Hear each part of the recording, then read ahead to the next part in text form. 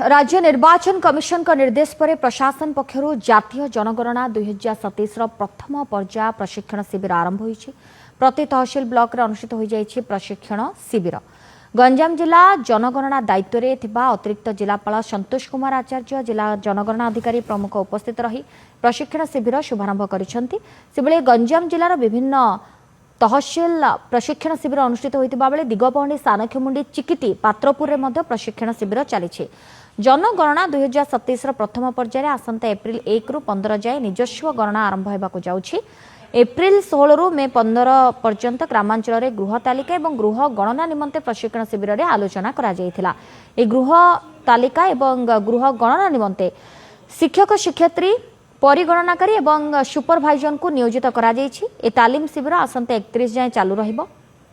प्रत्येक टीम सदस्यों को 3 दिन धरी तालीम प्रदान करा जिवो बोली दिगपहंडी तहसीलदार सूचना दैछन्ति।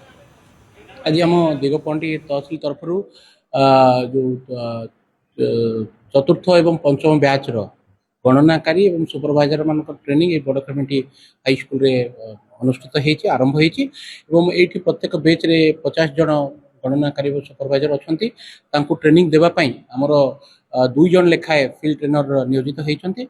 आमर ये जनगणना कार्यक्रम जो प्रथम पर्यायर जो गृह गणना कार्यक्रम आरंभ होती आगामी एप्रिल 16 तारीख रु मे 15 पर्यंत जो चलो से सब नियोजित हेबे।